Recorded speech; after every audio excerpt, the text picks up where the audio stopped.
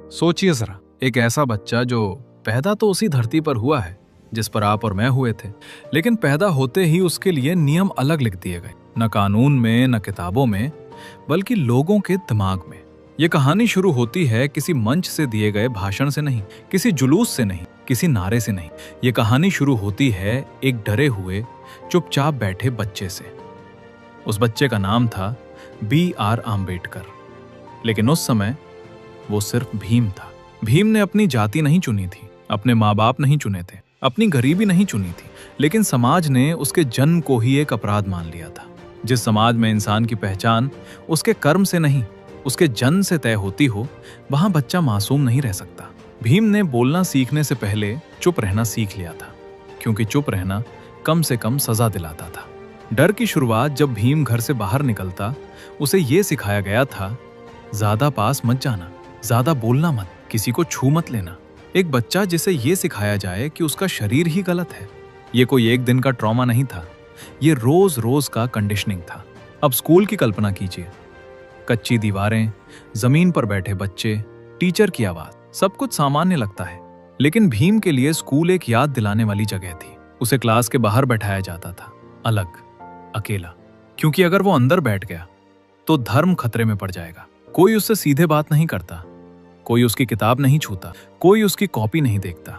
सोचिए, एक बच्चा जो रोज देखता है कि वो अलग है, इतना अलग कि उसे इंसानों की गिनती में शामिल ही नहीं किया गया।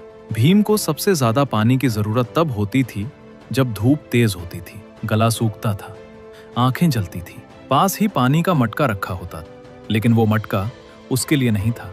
भीम खुद से पानी नहीं पी सकता, उसे आवाज भी नहीं देनी थी, उसे बस इंतजार करना था। अगर कोई आया तो ऊपर से पानी गिरा दिया गया, अगर नहीं आया तो प्यास को निगल लिया गया।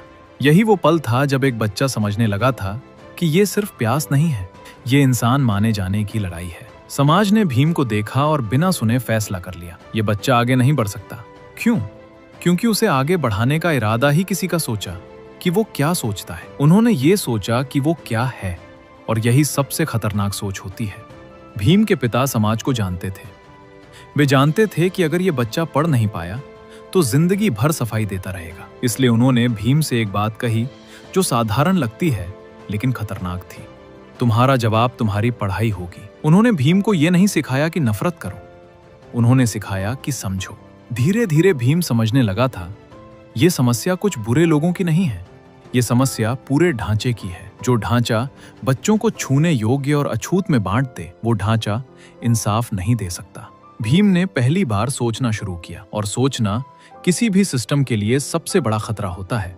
भीम ने किताबों को भावुक होकर नहीं पढ़ा, उसने उन्हें ताकत बनाने के लिए पढ़ा। वो सवाल पूछता, वो तुलना करता, वो तर्क खोजता। जब समाज उसे नीचा दिखाता, वो और पढ़ता। जब कोई उसे चुप कराने की कोशिश करता, वो और सोचता। यही वो समय था जब एक बच्चा अपने दर्द को रणनीति में बदल रहा था।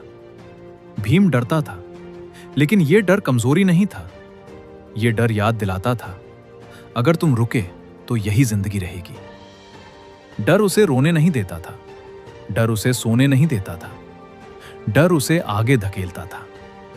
यही भीम धीरे धीरे एक सोच बन रहा था। वो समझ रहा था कि लड़ाई सिर्फ समाज से नहीं है, लड़ाई उस सोच से है जो इंसान को कम या ज्यादा बनाती है। जिस समाज ने इस बच्चे को पानी तक नहीं पीने दिया, उसी समाज को एक दिन ये बच्चा कानून की भाषा में सवालों के घेरे में खड़ा करेगा। क्योंकि ये बच्चा रोया नहीं, ये बच्चा टूटा नहीं, ये बच्चा तैयार हो रहा था।